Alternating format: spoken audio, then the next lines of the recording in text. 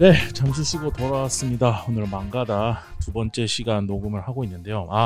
우선 이 망가다 오늘 녹음 내용 들어가기 전에 하나 좀 여러분들한테 소개시켜드리고 싶은 게 있어요. 네. 지금 알라딘에서 매달 만화가 협회 부설인 만화문화연구소랑 같이 해서 이달의 출판 만화라는 걸 선정하고 있어요.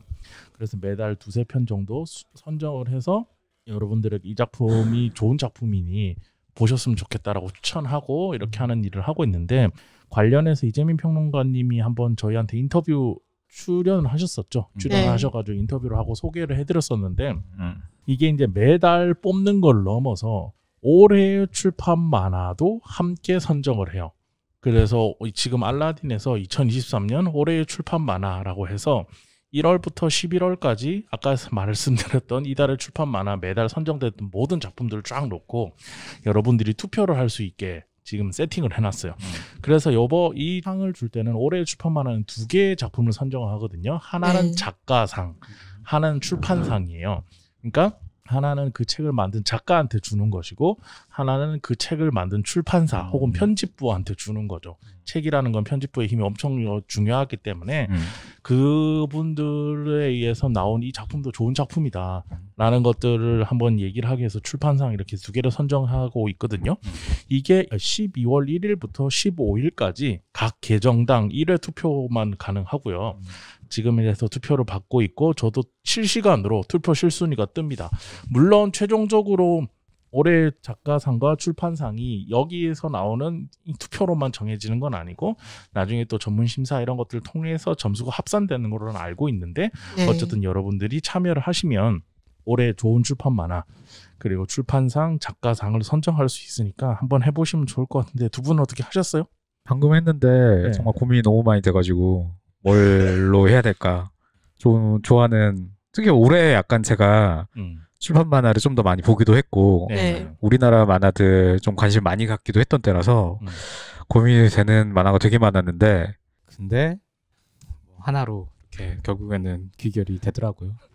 뭘 뽑았는지는 물어보지 않겠습니다. 네. 다비님도 하셨어요? 저는 알라딘 아이디를 까먹어서 집에 가서 찾고 하겠습니다. 이게 저희가 제가 이 선정위원 중에 한 명이거든요. 그래서 안에 들어가 있으면 이제 매달 알라딘에 올라오고 있는 신작 만화들을 매달 사서 봐요. 매달 사서 보는데, 이제 이재민 평론가나 나나 박이나 이사장님은 이제 같은 공간에 있으니까 서로 살 때 얘기를 하지. 나 이번 달에 이거 샀다.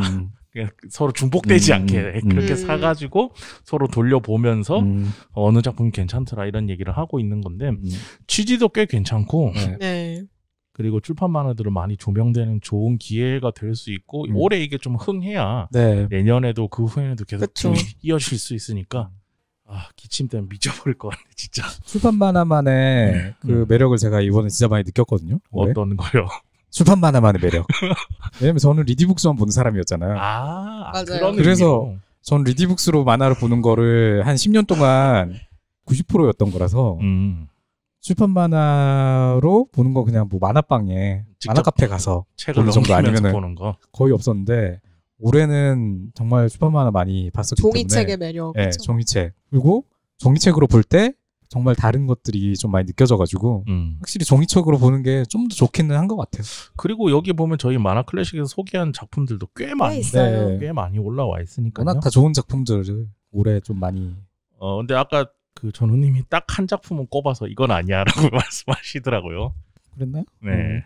아니요, 그냥 몇 개 제가 어쨌든 올해 본 것들 웬만한 것들은 좀 또 본 게 많이 있어가지고. 네네네. 이거는 그래도 좀 인기 순위 이 정도는 아니지 않나라는 그런 거였는데. 아니요, 뭐 제 개인적인 거니까. 저는 이 작품에 투표를 하려고 했을 만큼 굉장히 좋은 작품이었거든요. 저한테. 그래요. 우리 아까 썩은 도랑 보면서 얘기했었죠. 뭔가 했네. 전우님 보더니 썩은 도랑은 아니야 이러면서 넘어가시더라고요. 취향인 거죠. 썩은 도랑 때문에 판판야 왜 안 나온 거예요? 저한테 판판야를 출판 만화 있는데 그 많은 판판야를 들이미셨던. 네. 어쨌든 한번 투표를 해주시면 감사하겠습니다. 네.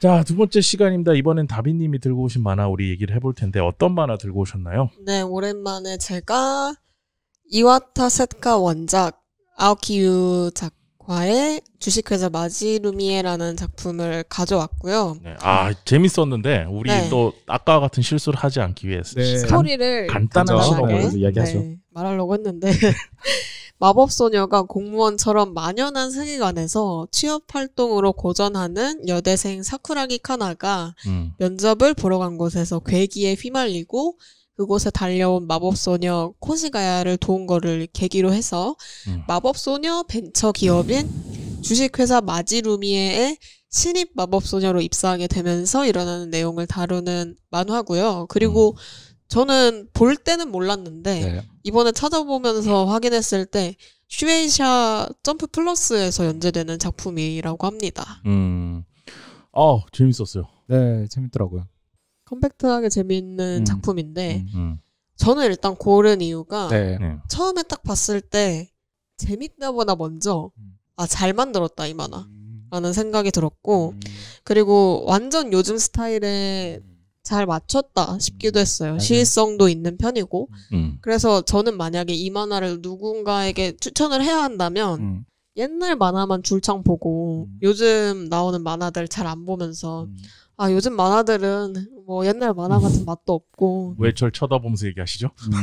허공 보고 있었는데 뭐 그러는 꼰대 오타쿠 분들한테 보여주고 싶다고 생각을 했거든요. 근데 이제 뭐 성희수 작가님이나 만화 클래식 청취자분들이 꼰대라는 얘기는 아니고 제가 누구를 겨냥했냐면 제 주변에 꼰대 오타쿠들이 많아요. 엄청 많아요.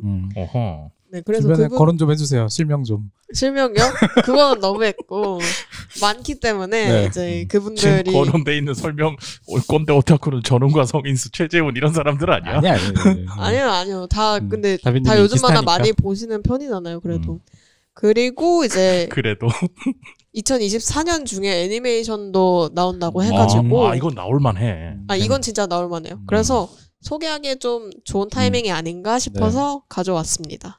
저는 약간 도망치는 건 부끄럽지만 도움이 된다 볼 때 느낌이랑 좀 많이 비슷하다고 생각해요.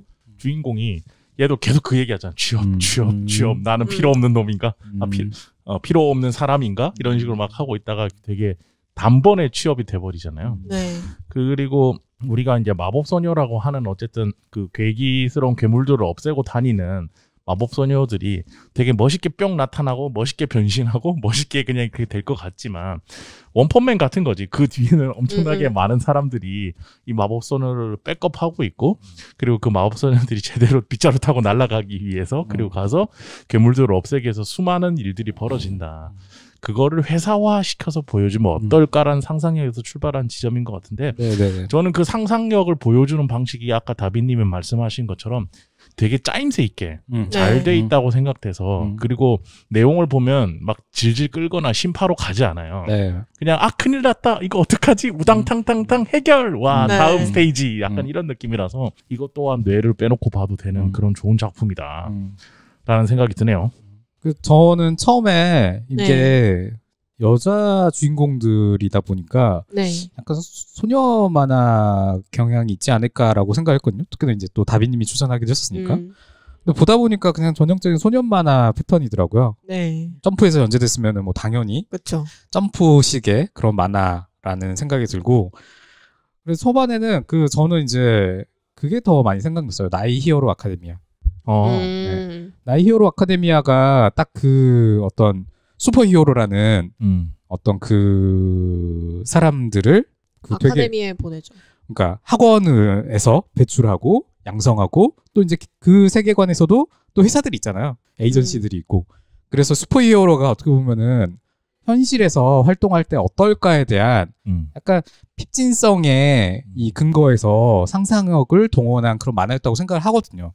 특히나 이제 일본이나 우리나라가 좀 비슷하니까. 근데 그런 게 딱 유행하던 때가 있었죠. 원펀맨도 마찬가지고. 그래서 일단은 그게 먼저 생각났거든요. 근데 보다 보니까 그거보다 더 다른 것들이 또 이제 막 생각나는 것들이 있었어요. 어떤 거요? 두 번째로 생각난 거는 전 최애 아이도 생각났거든요. 아이돌 만화잖아요. 근데 어쨌든 이것도 이제 마법소녀라는 그 아이돌들 약간 그런 부분이 조금 있고 그 마법소녀의 어떤 뭐 세계관들 이거를 좀 더 직접적으로 자세히 다루는구나 싶어가지고 아이돌 뭐 이런 세계를 좀 다루려고 했던 그거랑도 좀 관련이 있지 않을까? 근데 더 지배적으로 생각된 만화는 이거였어요. 미생이었어요. 미생? 네. 아. 왜 미생가 이게 와 어떻게 불러? 보다 보니까 네. 이게 결국에는 회사원들의 이야기를 다루고 있구나. 그리고 그 회사에서 어떤 업무를 처리하는 방식들 이게 지금 그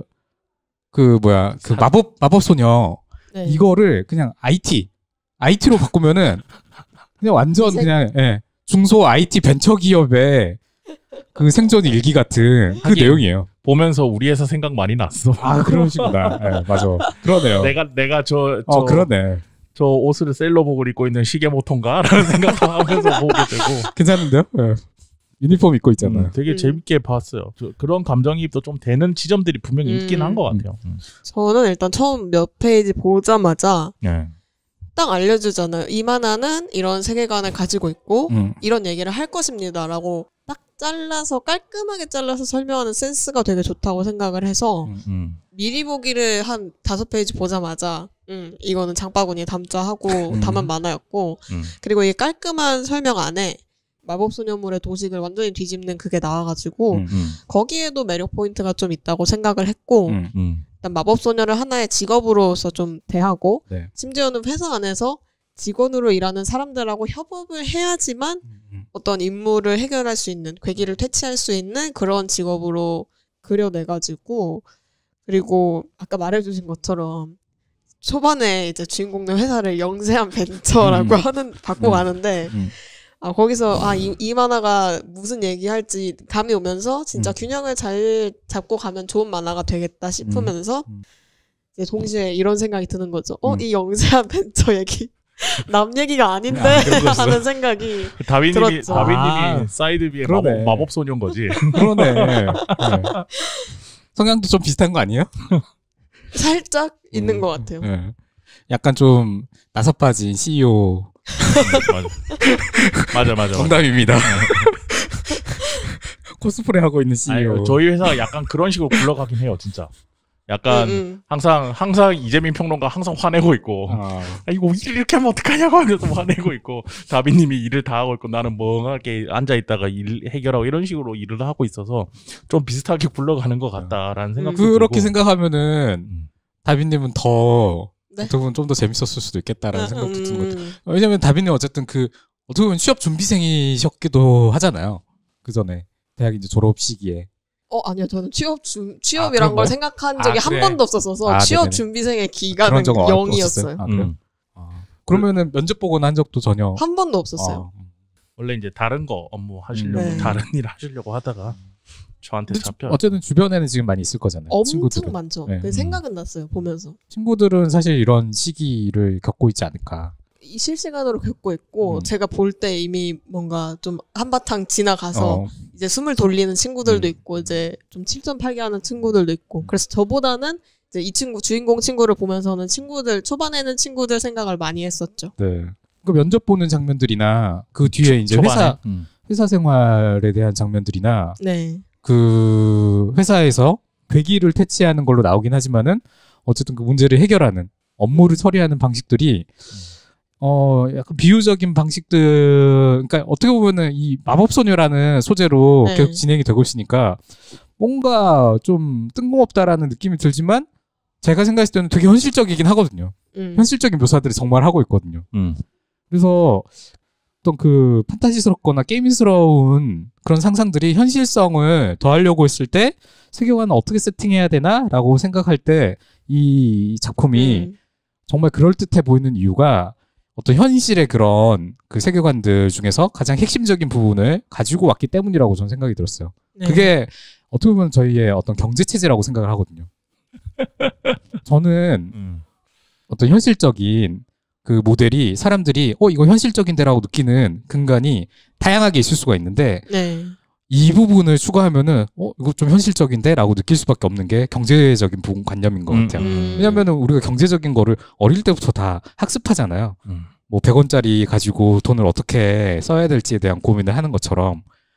그리고 학생 때에서 이제 그 뭐 사회생활을 나갈 때 뭐 면접이라든가 이런 것들도 겪기도 하고 취업해가지고 겪는 어떤 뭐 직업 활동들도 내가 하는 일 말고는 다른 직업 잘 모르잖아요. 네. 근데도 일이 어떻게 진행되는가에 대해서는 그래도 좀 가늠할 수 있게 하는 어떤 이런 공통적인 핵심 부분은 분명히 있거든요. 근데 그랬을 때 예를 들어서 어떤 뭐 만화든 판타지 스토리에서 직업적인 거나 또는 그 회사 돌아가는 방식이나 이런 거를 조금만 넣고 돈을 어떻게 버는가에 대한 관념을 조금만 넣으면은 그래도 좀 현실적이라는 생각이 맞아요. 드는 것 같고 그래서 이 주식회사 마지루미아가 그 뭔가 판타지스러운 마법소녀 이거를 이렇게 기업화하고 또 이제 심지어는 취업전선의 이야기까지 하고 그리고 이 취업전선에서 고민하는 학생의 이야기를 다루고 주인공의 이야기를 다루고 하다 보니까 완전 미생스러운 경험을 저는 하게 됐다는 거예요.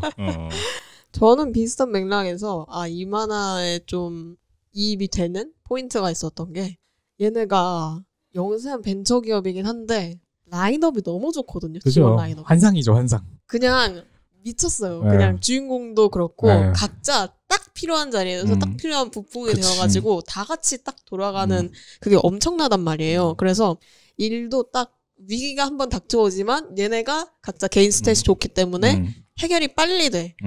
그리고 다음 단계로 딱 넘어가는데 사실 이것만 반복이 계속 되면 좀 너무 좀 심심한데 얘네가 너무 센데라는 생각이 들 수 있는데 이 만화의 가장 큰 적인 삼성 같은 대기업이 딱 나와가지고 그러니까 딱 나와서 삼성이 왜 들어가 너네 들어가라 우리가 다 해결할게 하고 또 사장끼리 딱 대척을 하는 지점에 있잖아요. 그래서 대기업이 나오고 공무원들이 나오고. 네, 맞아요. 이게 되게 현실적이에요. 그래서 그 지점을 딱 봤을 때 여기서 이 만화가 워낙 어벤져스들을 데리고 회사를 시작하고 있지만 삼성이라는 큰 벽을 하나 썰 삼성만 대기업이 아니잖아요.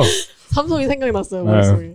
그 설정을 함으로써 이 굴곡을 좀 잘 만들고 있는 것 같다라는 생각이 저는 많이 들었던 것 같아요. 절대 넘을 수 없는 벽 같은 게 있지. 그렇죠. 네. 영세 기업 입장에서 본다면은 대기업은 정말로 좀 어마어마한 벽이죠. 그게 만약에 척을 지게 된다면은 이제 정말 큰일이 나죠. 존재의 어떤 위협을 받을 수 있는 대기업들의 힘은 엄청 크니까.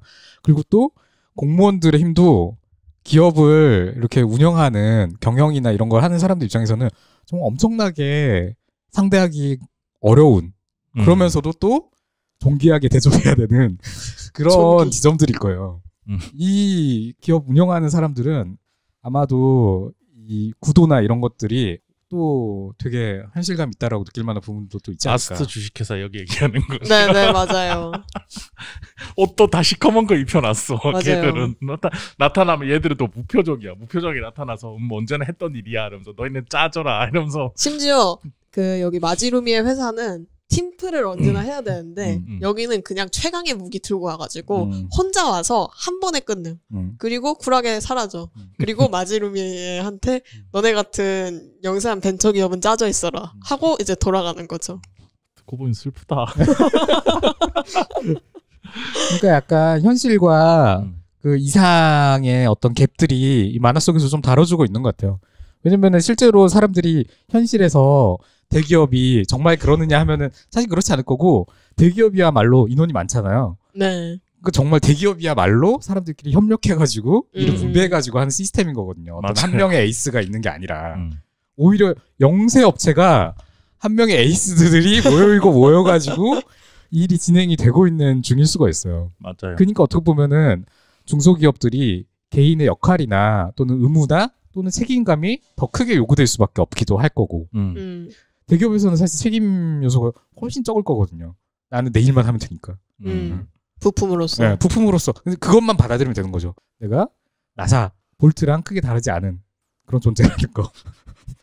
이것만 받아들일 수 있으면은 대기업의 어떤 안정적인 생활들을 영위할 수 있는 건데, 근데 이제 사람이 어떻게 생각해도 거기에 만족을 못하는 이런 게 있는 것 같아요. 그런 점들. 어쨌든 그런 지점들을 대입하면서 이 주식회사 마지루미에 네. 이름이 좀 어렵긴 했어. 맞아. 이 마지루미에를 보면은 되게 유쾌하면서 슬프기도 하고 혹시나 저처럼 이제 본인이 대기업이 아니라서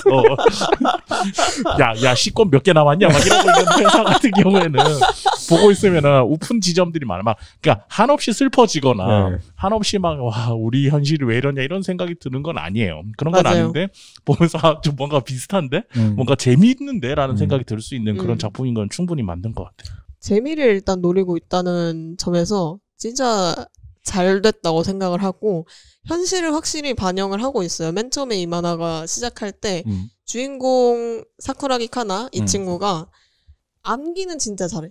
맞아요. 자료 조사도 완전 치특 그냥 잘하는 수준이 아니죠. 그냥 완전 달인의 경제에 이르렀는데 그 정도면 솔직히 대기업하면 에이스야.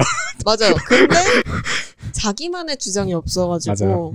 이 회사라는 집단에서 자기가 할 수 있는 일이 뭘까라는 질문을 계속 던지는데 사실 이게 사쿠라기 카나라는 개인만의 문제가 아니라 일본도 그렇고 한국에서도 어떤 세대 간을 좀 공통하는 질문일 수도 있다고 생각을 하거든요. 네.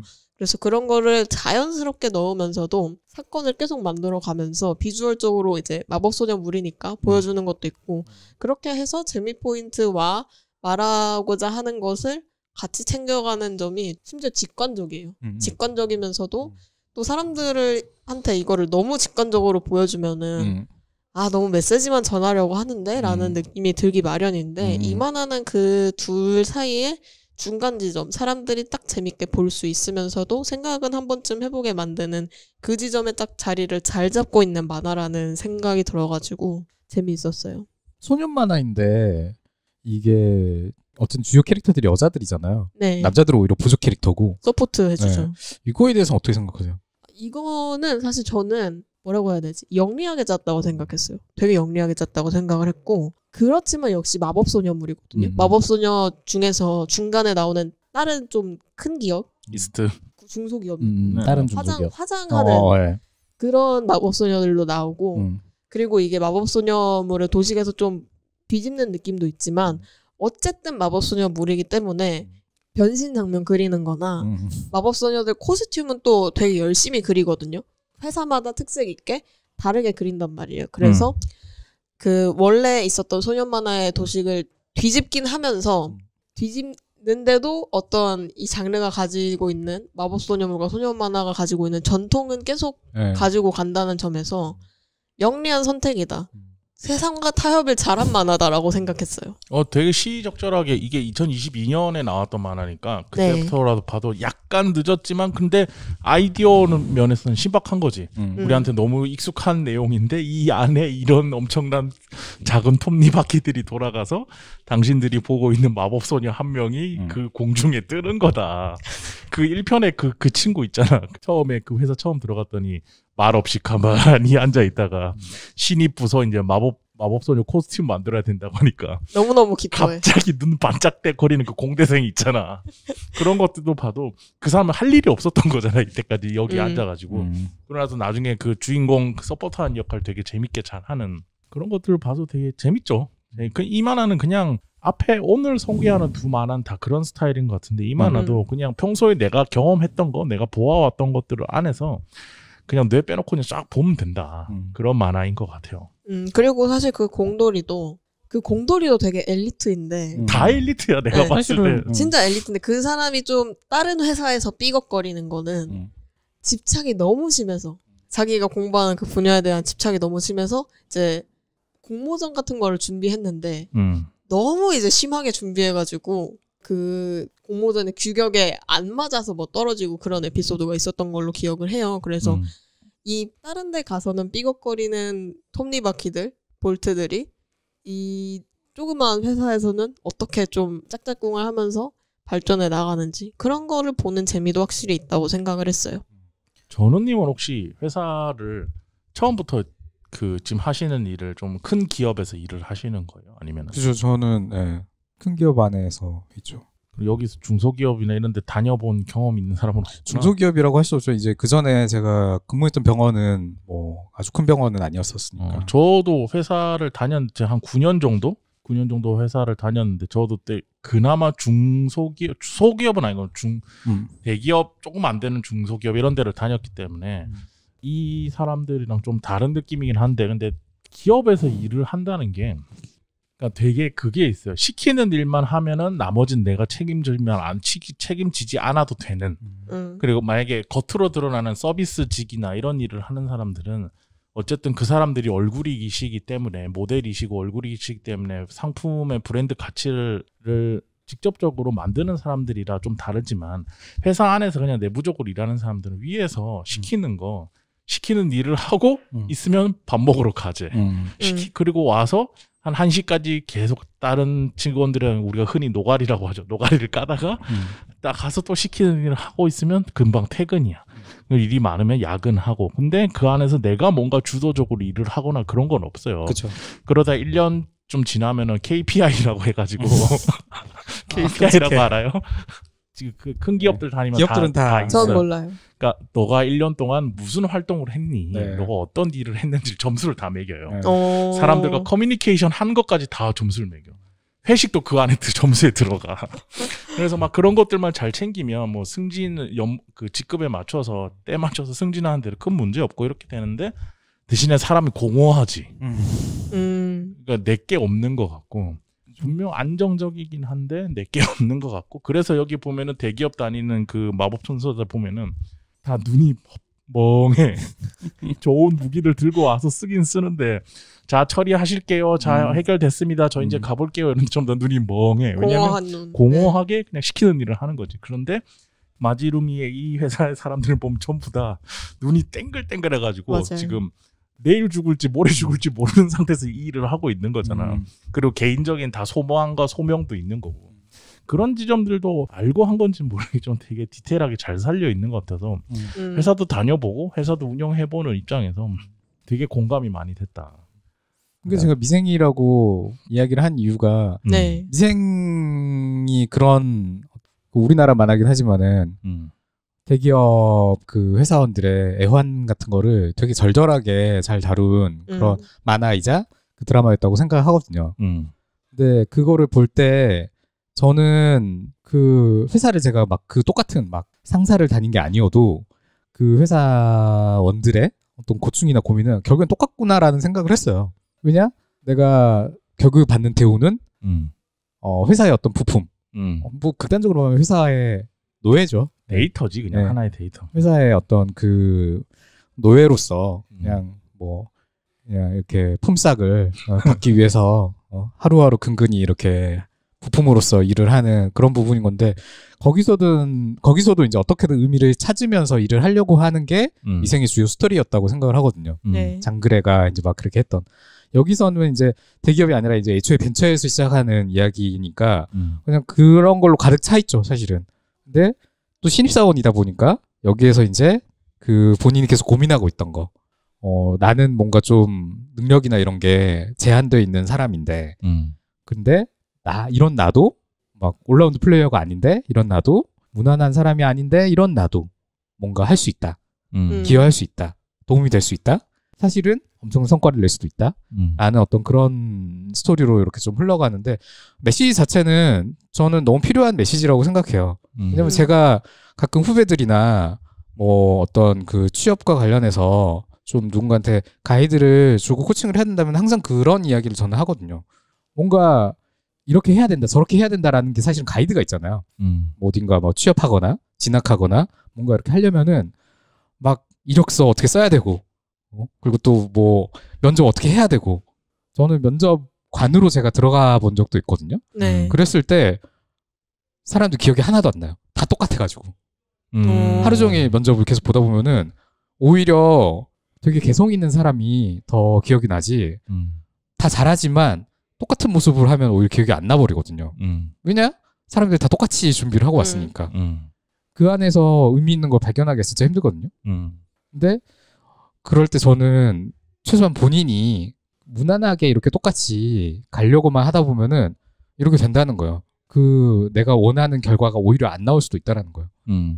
내가 사실은 원하지 않는 거를 하다가 그런 결과를 맞는 것보다는 그래도 내가 원하는 걸 하다가 좋든 싫든 나를 좋아하든 또는 나를 뭐 별로 마음에 안 들어하든 결과를 받아들이는 게 훨씬 좀 낫지 않나. 근데 조금 반대되는 생각도 약간 첨언을 하자면 네. 몰라서 좋은 주인 만난 노예만큼 편한 게 없어요.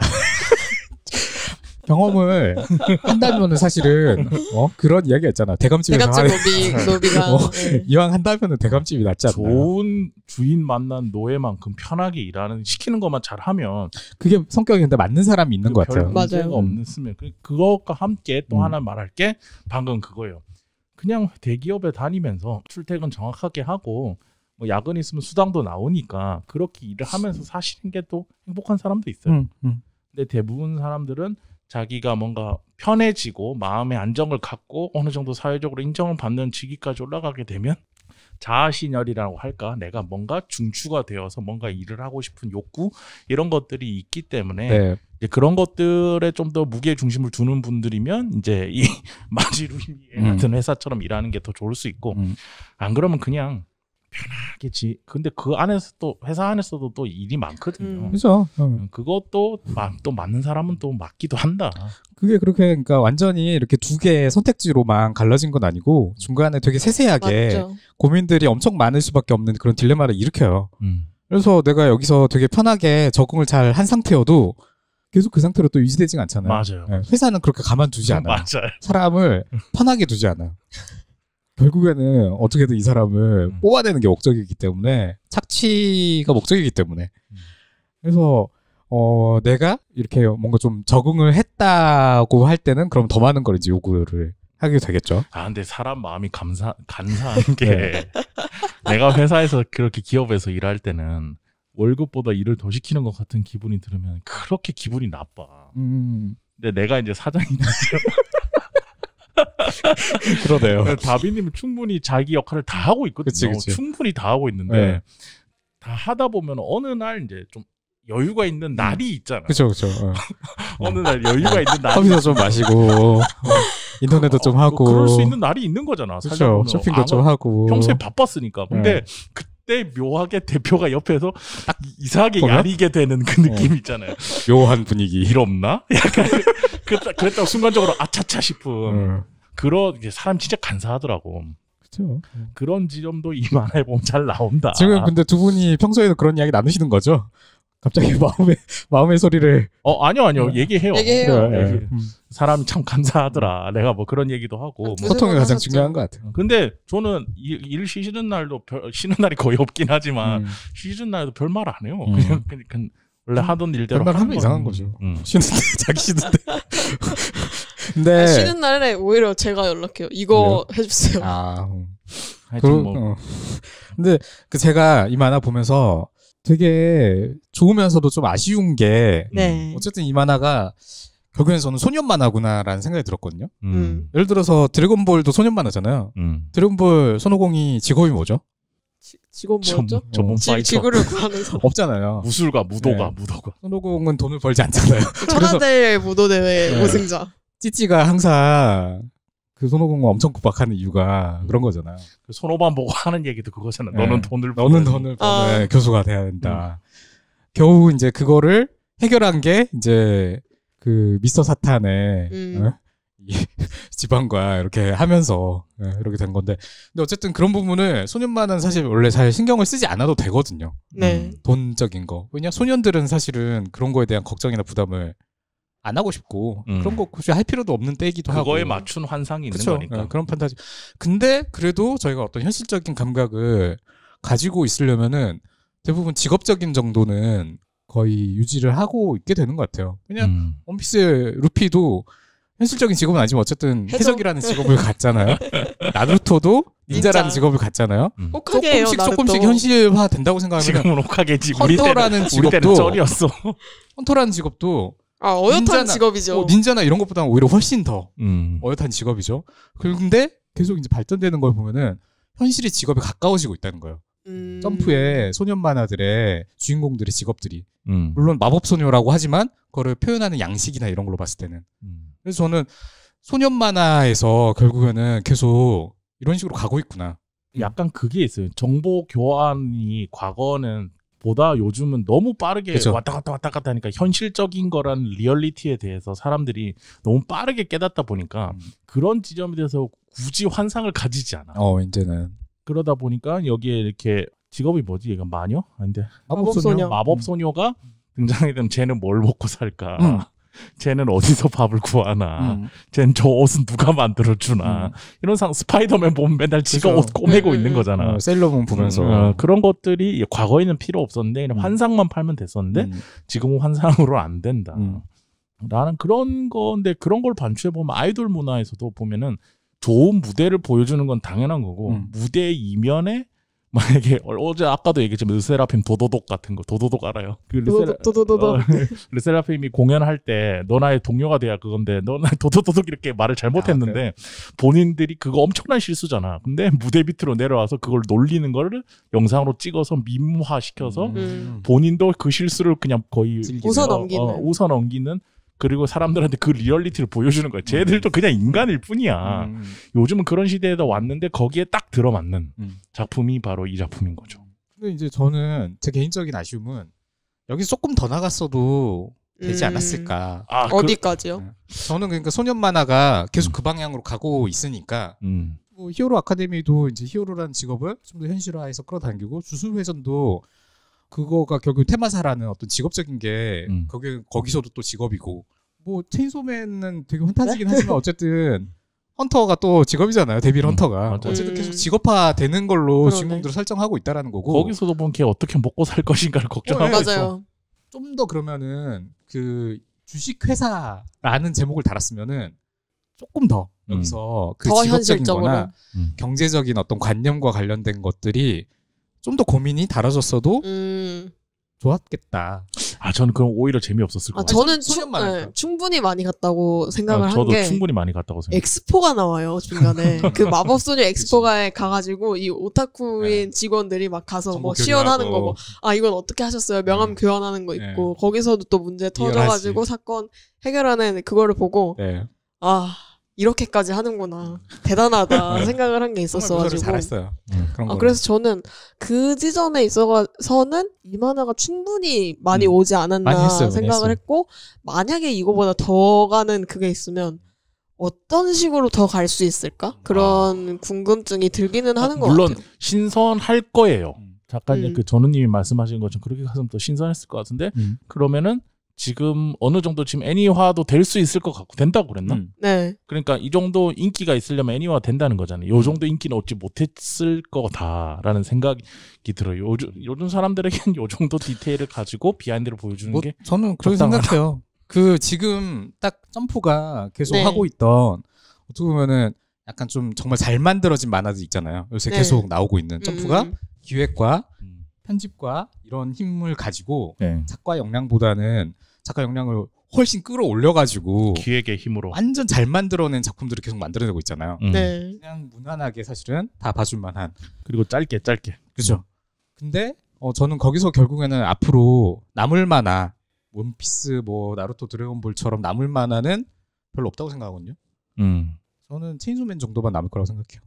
앞으로는 그렇게 남기가 쉽지 않은 시장이기도 해요. 제가 봤을 때는. 그래서 거기까지 좀 가지 못한 아쉬움이 좀 있어 보인다는 거예요. 거기서 체인소맨도 어쨌든 있잖아요. 체인소맨이라는 게 어쨌든 조금 더 자기만의 어떤 개성이나 자기가 좀 더 파격적으로 나가버린 그냥 끝까지 가버린 부분이 있기 때문에 전 체인소맨은 계속 두고두고 화제될 만화가 된다고 생각을 하는데 근데 그렇지 못한 만화들을 또 몇 개 보다 보니까 저는 몇 개의 어떤 점프 만화들 인기는 엄청 많지만 그것들은 계속 두고두고 화제될 만화들일 것 같지 않다라는 생각을 하거든요. 작가가 돌출되지 않는 만화들이 많죠. 마지루미에도 조금 그런 부분에서 좀 더 물론 앞으로 좀 더 기대가 되긴 해요. 어쨌든 스토리 되게 흥미진진하고 캐릭터들도 되게 매력적이고 앞으로 어떤 가능성도 되게 많아 보이니까. 근데 주식회사라는 이름을 달았으면은 최소한 독자들이 주식회사는 뭐야? 주식회사가 뭐죠? 주식회사가 뭐예요? 주식회사인가요? 네, 사이드 B는? 네네. 사이드 B 주식회사죠. 주식회사인가요? 주식회사라는 게 사실은 개념이 되게 어렵잖아요. 네. 이걸 설명하거나 이해하거나 제목에 주식회사를 달았으면 주식회사에 대한 요만큼의 감이 조금은 전달될 수 있어야 된다고 생각해요. 그럼 이게 제 멋대로의 상상이에요. 마지루미의 회사의 주주가 또 등장해야겠네. 그러니까 주주랑 이사회에는 나와야지. 아무리 벤처여도. 아니 막 서로 주식 뺏고 막 그런 내용 나와야 되는 거잖아. 그러니까 그럼 재벌집 막내 아들이 이스트가 다 먹어버리면 어떡해. 대기업의 어떤 관점에서는 뭔가 그런 게 좀 더 나올 수도 있다라는. 뒤에 가서 추가될 수도 있을 것 같아요. 충분히. 앞으로의 어떤 가능성을 좀 더 그런 식으로 어떤 경영적인 측면이나 그런 현실들을 좀 보여주는 걸로도 갈 수 있으면은 이게 소년 만화에서 그래도 조금 더 나갈 수 있는 부분이 될 수도 있지 않을까? 왜냐면 제가 이 만화에서 좋았던 부분들이 어쨌든 그런 현실적인 부분들에서 좋았던 걸 많이 느꼈던 거기 때문에 그러면은 좀 더 이런 거를 좀 더 원하게 되는 부분도 있다는 거죠. 네, 알겠습니다. 그래서 오늘은 두 번째 만화로서는 이제 다빈님이 들고 오신 주식회사 마지루미의 원작이 이와타 세카라는 작가의 원작이고, 그리고 그 그림을 아오키 유 작가가 만들고 있는 주식회사 마지루미에 한번 소개시켜 드렸습니다. 마스크 끼고 2시간 동안 떠들려고 하니까 너무 힘드네요. 그래도 오늘은 두 분께서 얘기를 많이 하셔가지고. 그러네요. 맞아요. 다행히도 많이. 오늘 전우님이 저 아까 마지루미에 처음 시작할 때 큰일 났다고 생각했거든요. 왜요? 왜냐하면 그 전우님은 항상 이렇게 말을 하시는 거를 말을 많이 준비해 오셔서, 그러니까 말이 많아서 싫다는 게 아니고 많이 준비해 오셔서 내가 분량이 줄어도 괜찮겠다라고 생각했는데, 두 번째 딱 들어가는데 다빈님이 준비해온 자신이 준비해온 내용을 읽는데 생각해보니까 다빈님은 말을 짧게 해서 정리하시는 분이잖아. 그래서 와, 이거 분량 큰일 났다. 분량이 별로 안 날 것 같아서 큰일 났다 이 생각하면서 시간을 보고 있는데 전우님이 막 설명을 잘 해주셔가지고. 맞아요. 설명보다는 그냥 뭐 제가 가지고 있던 주장들도 한 거죠. 그래서 저는 오늘 두 작품은 다 성공한 것 같아요.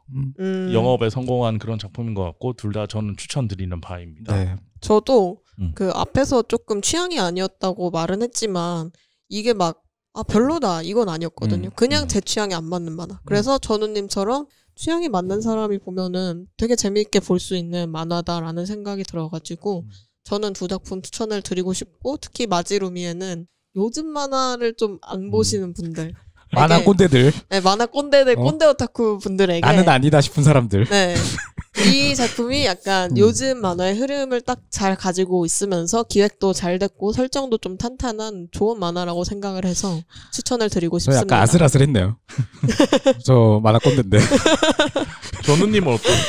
저는 그러니까 어쨌든 제가 아슬아슬했던 게 저 초반에 약간 그 히어로 아카데미아 같다고 느낀 비슷한 내용 아닌가? 약간 그런 식으로 좀 느껴가지고 덜 재밌게 느꼈거든요. 근데 이제 계속 보다 보니까 캐릭터들이 일단 개성이 너무 좋은 거예요. 또 사실은 제가 시간이 조금 더 있으면은 MBTI 또 이야기하려고 했는데 아니 이 작품은 얘기할 만하죠. 진짜로 이야기할 만한 게 16가지 중에 한 8가지 정도는 확실하게 구분되도록 나와요. 전형적인 어떤 패턴으로 일부러 그렇게 만든 것처럼. 근데 어쨌든 그 격들도 다 이렇게 좀 이야기하기 좋은 만화기도 했고, 뭐 앞으로 이게 되게 흥미진진하게 딱 가다가 이 8권에서 딱 멈춘 거라서 앞으로도 계속 나오는 거를 결국엔 볼 수밖에 없는 정도로 흥미진진하게 지금 진행은 되고 있다고 생각을 하거든요. 그래서 다빈님께서 또 보자고 해서 되게 다행이고, 나는 다빈님의 테스트에 통과했다 라는 그런 다행스러움도 또 생기고요. 네, 알겠습니다. 그래서 오늘 이렇게 두 작품 소개시켜드렸고요. 저희가 다음에 뵐 때는 아마 1월이겠네요. 그렇죠. 12월에는 다 같이 모이는 걸 지금 준비 중이라서 어떻게 될지 모르겠지만 내년에도 망가다 이 얘기를 많이 해야 되는데, 그래도 망가다로 인사드리는 건 이제 어쩌다 보니까 12월 마지막에 녹음을 하는 거니까. 그러네요. 그 다빈님은 미학탐구에서도 한번 인사를 했기 때문에 저도 인사할 기회가 있고, 그런데 전우님은 아마 마지막이지 않을까 싶은데 망가다 사랑해 주신 분들에게 한 말씀 해주시죠.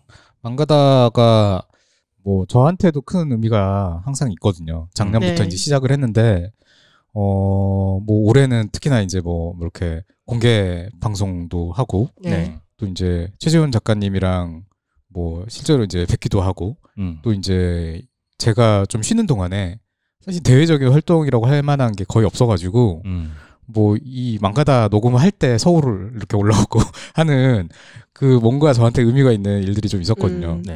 그게 없었으면은 저는 아마 좀 더 좀 침울하고 우울하고 약간 이런 식으로 보내고 있었을 수 있는데 이러고 있는. 근데 어쨌든 망가다 이야기하면서 뭔가 좀 더 소통이 있다고 생각을 하고요. 그리고 이제 그 이야기를 좀 이렇게 할 수 있어서 또 이야기를 제가 또 이제 어떤 피드백들 또 드릴 수 있어가지고 되게 좋았다고 생각하고 의미 있는 한 해였다고 생각을 해요.